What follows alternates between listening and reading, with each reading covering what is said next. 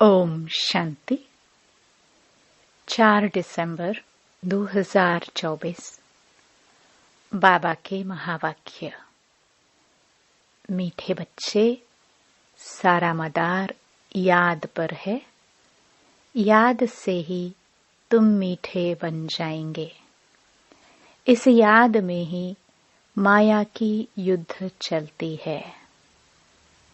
प्रश्न: इस ड्रामा में कौन सा राज बहुत विचार करने योग्य है, जिसे तुम बच्चे ही जानते हो? उत्तर: तुम जानते हो कि ड्रामा में एक पार्ट 2 बार बज न सके। सारी दुनिया में जो भी पार्ट बजता है वह 1-2 से नया। तुम विचार करते हो कि सतयुग से लेकर अब तक कैसे दिन बदल जाते हैं। सारी एक्टिविटी बदल जाती है। आत्मा में 5000 वर्ष की एक्टिविटी का रिकॉर्ड भरा हुआ है, जो कभी बदल नहीं सकता। यह छोटी सी बात तुम बच्चों के सिवाय और किसी की बुद्धि में नहीं आ सकती। ओम शांति।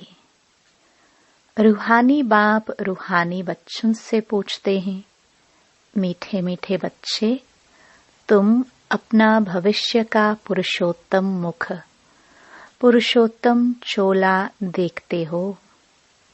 यह पुरुषोत्तम संगम युग है ना?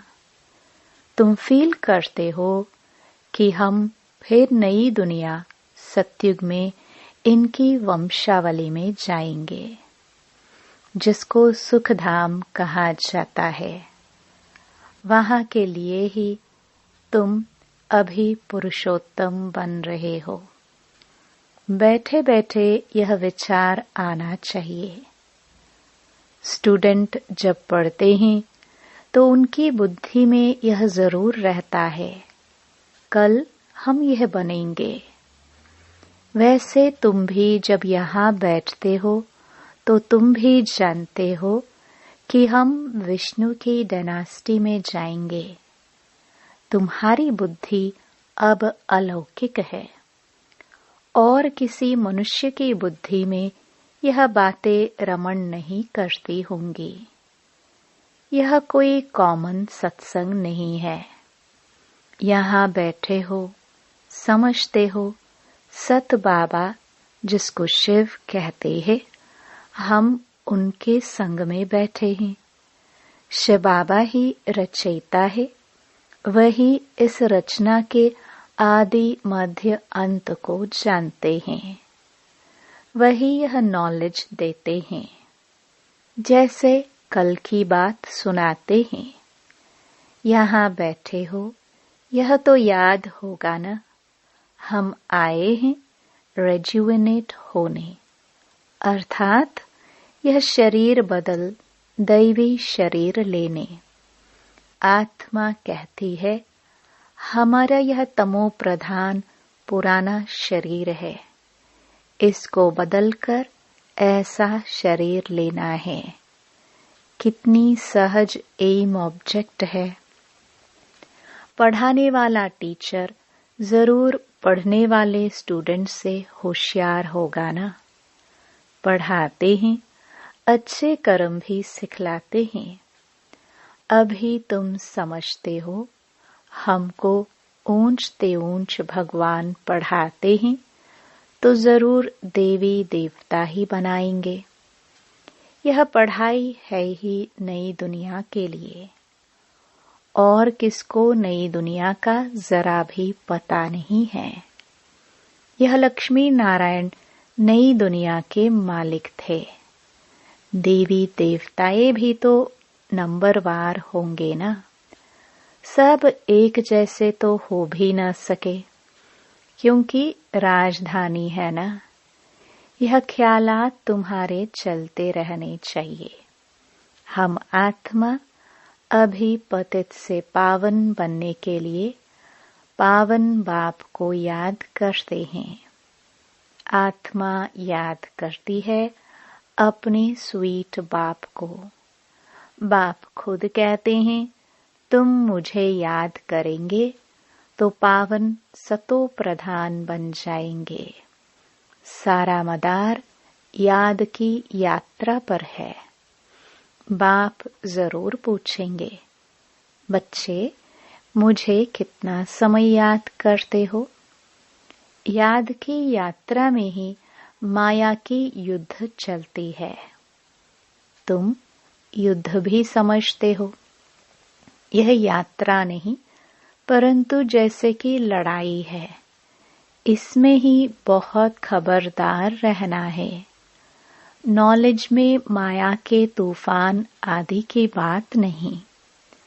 बच्चे कहते भी हैं, बाबा हम आपको याद करते हैं, परंतु माया का एक ही तूफान नीचे गिरा देता है।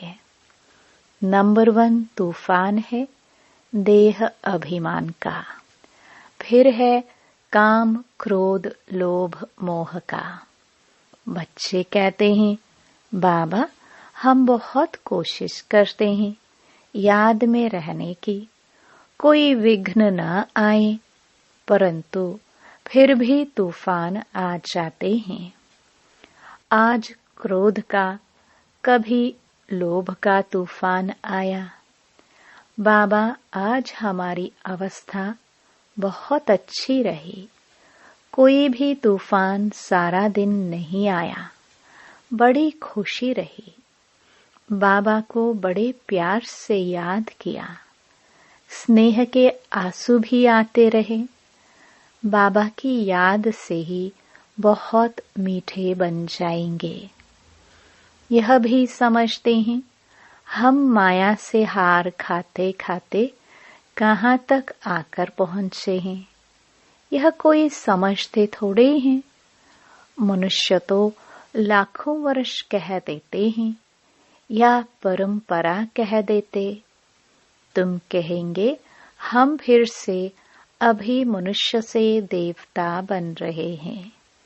यह नॉलेज बाप ही आकर देते हैं। विचित्र बाप ही विचित्र नॉलेज देते हैं।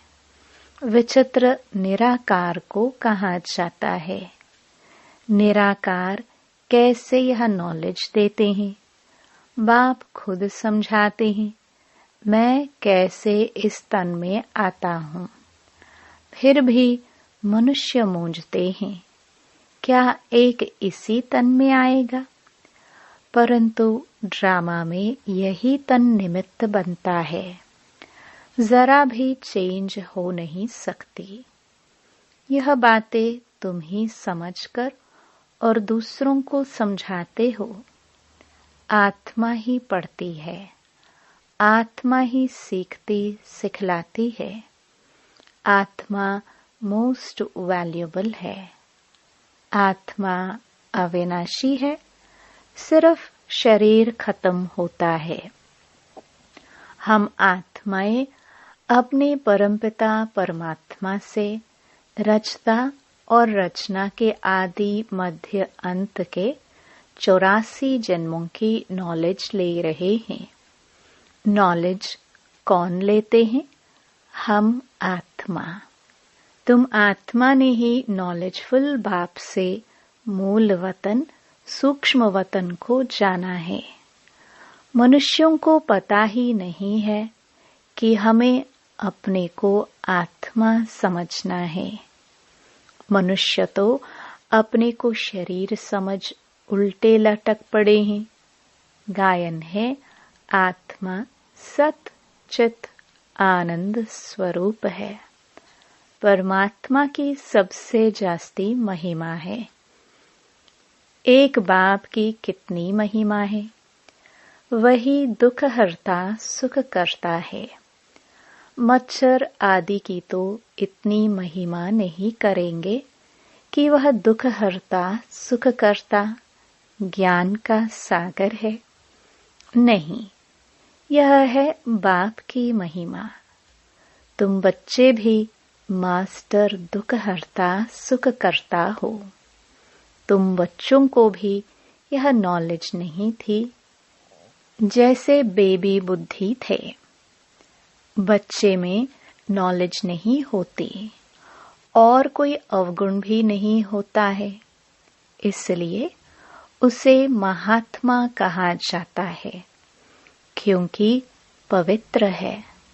जितना छोटा बच्चा उतना नंबर 1 फूल। बिल्कुल ही जैसे कर्मातीत अवस्था है। कर्म अकर्म विकर्म को कुछ भी नहीं जानते हैं, इसलिए वह फूल है। सबको कशिश करते हैं। जैसे एक बाप सभी को कशिश करते हैं। बाप आए ही हैं सभी को कशिश कर खुशबूदार फूल बनाने। कई तो कांटे के कांटे ही रह जाते हैं।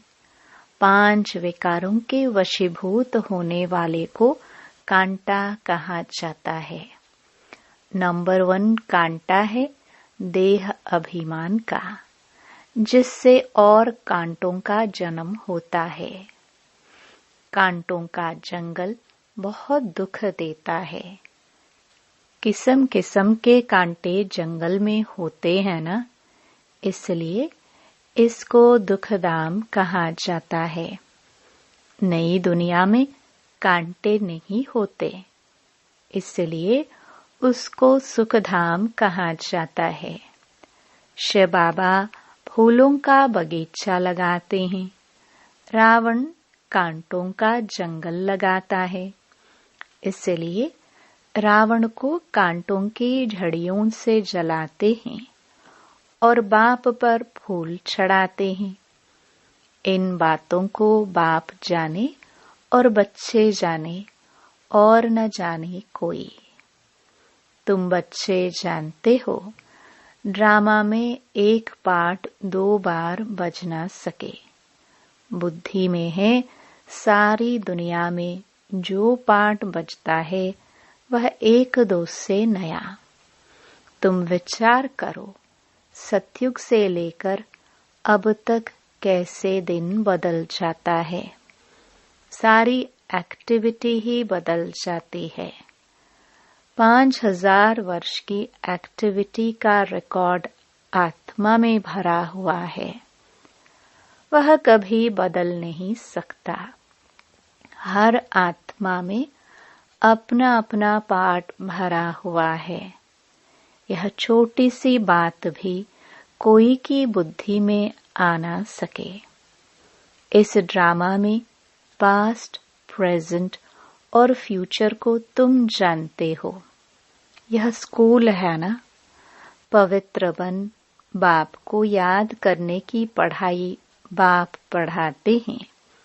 यह बातें कभी सोची थी कि बाप आकर ऐसे पतित से पावन बनाने की पढ़ाई पढ़ाएंगे।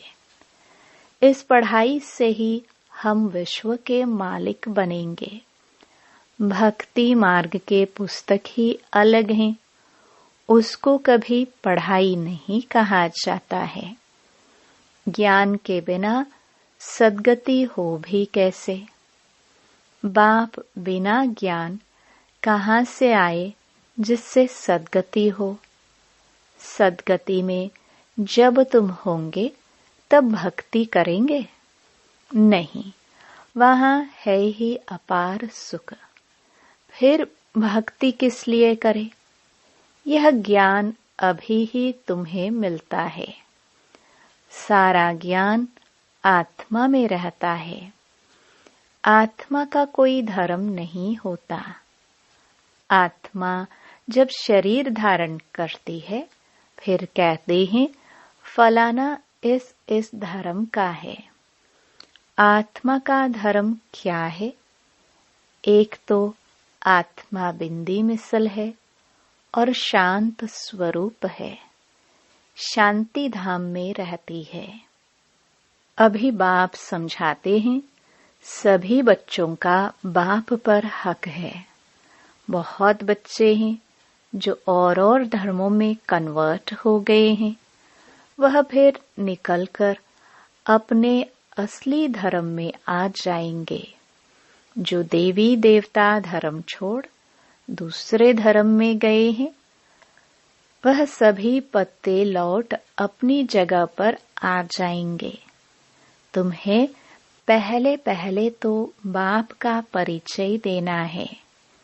इन बातों में ही सब मुंझे हुए हैं। तुम बच्चे समझते हो अभी हमें कौन पढ़ाते हैं? बेहद का बाप। श्री कृष्ण तो देहधारी है। इनको ब्रह्मा बाबा को भी दादा कहेंगे। तुम सब भाई भाई हो ना? फिर है मर्तबे के ऊपर। भाई का शरीर कैसा है, बहन का शरीर कैसा है। आत्मा तो एक छोटा सितारा है। इतनी सारी नॉलेज एक छोटे से सितारे में है। सितारा शरीर के बगैर बात भी नहीं कर सकता। सितारे को पाठ बजाने के लिए इतने ढेर ऑर्गन्स मिले हुए हैं। तुम सितारों की दुनिया ही अलग है। आत्मा यहाँ आकर फिर शरीर धारण करती है।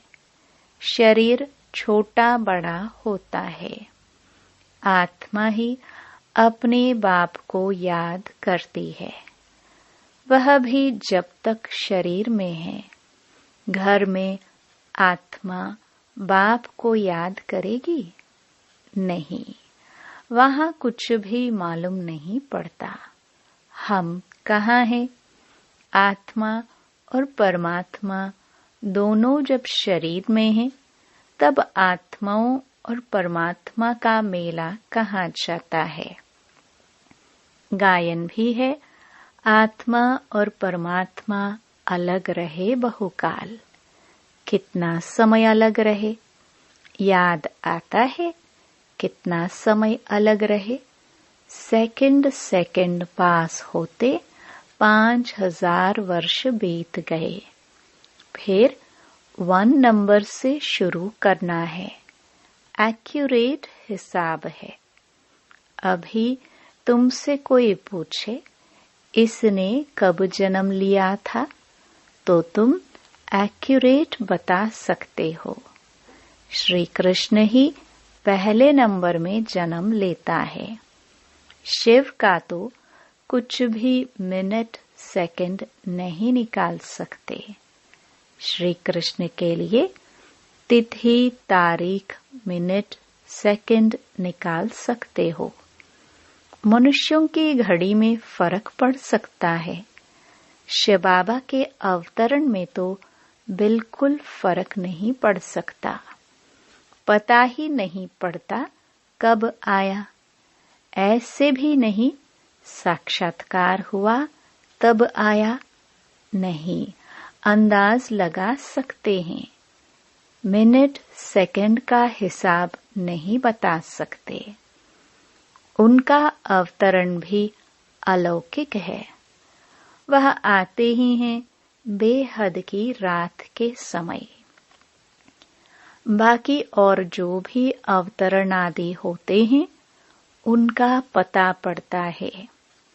आत्मा शरीर में प्रवेश करती है, छोटा चोला पहनती है, फिर धीरे धीरे बड़ा होता है। शरीर के साथ आत्मा बाहर आती है। इन सभी बातों को विचार सागर मंथन कर फिर औरों को समझाना होता है। कितने ढेर मनुष्य हैं, एक न मिले दूसरे से। कितना बड़ा मांडवा है, जैसे बड़ा हॉल है जिसमें बेहद का नाटक चलता है। तुम बच्चे यहाँ आते हो नर से नारायण बनने के लिए। बाप जो नई सृष्टि रचते हैं, उसमें ऊंच पद लेने के लिए। बाकी यह जो पुरानी दुनिया है, वह तो विनाश होनी है। बाबा द्वारा नई दुनिया की स्थापना हो रही है। बाबा को फिर पालना भी करनी है। जरूर जब यह शरीर छोड़े तब फिर सतयुग में नया शरीर लेकर पालना करे। उसके पहले इस पुरानी दुनिया का विनाश भी होना है। भंबोर को आग लगेगी, पीछे यह भारत ही रहेगा, बाकी तो खलास हो जाएंगे। भारत में भी थोड़े बचेंगे। तुम अब मेहनत कर रहे हो कि विनाश के बाद फिर सजाए न खाए। अगर विक्रम विनाश नहीं होंगे तो सजाए भी खाएंगे और पद भी नहीं मिलेगा। तुमसे जब कोई पूछते हैं तुम किसके पास जाते हो, तो बोलो शिव बाबा के पास, जो ब्रह्मा के तन में आया हुआ है। यह ब्रह्मा कोई शिव नहीं है। जितना बाप को जानेंगे तो बाप के साथ प्यार भी रहेगा। बाबा कहते हैं, बच्चे तुम और कोई को प्यार नहीं करो और संग प्यार तोड़ एक संग जोड़ो। जैसे आशिक माशुक होते हैं ना, यह भी ऐसे हैं। 108 सच्चे आशिक बनते हैं, उसमें भी 8 सच्चे सच्चे बनते हैं। 8 की भी माला होती है ना। नवरत्न गाए हुए हैं, 8 दाने 9वां बाबा। मुख्य हैं 8 देवताएं, फिर 16,108 शहजादे शहजादियों का कुटुंब बनता है त्रेता अंत तक। बाबा तो हथेली पर बहिश्त दिखलाते हैं। तुम बच्चों को नशा है कि हम तो सृष्टि के मालिक बनते हैं। बाबा से ऐसा सौदा करना है। कहते हैं कोई विरला व्यापारी यह सौदा करे। ऐसे कोई व्यापारी थोड़े ही है। तो बच्चे ऐसे उमंग में रहो, हम जाते हैं बाबा के पास। ऊपर वाला बाबा दुनिया को मालूम नहीं है। वो कहेंगे कि वह तो अंत में आता है। अब वही कलयुग का अंत है। वही गीता महाभारत का समय है। वही यादव जो मुसल निकाल रहे हैं। वही कौरवों का राज्य और वही तुम पांडव खड़े हो। तुम बच्चे अभी घर बैठे अपनी कमाई कर रहे हो। भगवान घर बैठे आया हुआ है। इसलिए बाबा कहते हैं कि अपनी कमाई कर लो। यही हीरे जैसा जन्म अमोलक गाया हुआ है। अब इसको कौड़ी बदले खोना नहीं है। अब तुम इस सारी दुनिया को राम राज्य बनाते हो। तुमको शिव से शक्ति मिल रही है। बाकी आजकल कईयों की अकाले मृत्यु भी हो जाती है। बाबा बुद्धि का ताला खोलता है और माया बुद्धि का ताला बंद कर देती है। अब तुम माताओं को ही ज्ञान का कलश मिला हुआ है। अबलाओं को बल देने वाला वह है। यही ज्ञान अमृत है। शास्त्रों के ज्ञान को कोई अमृत नहीं कहा जाता है। अच्छा, मीठे मीठे सिखिलदे बच्चों प्रति मात पिता बाप दादा का याद प्यार और गुड मॉर्निंग। रूहानी बाप की रूहानी बच्चों को नमस्ते। धारणा के लिए मुख्य सार। पहला, एक बाप की कशिश में रहकर खुशबूदार फूल बनना है।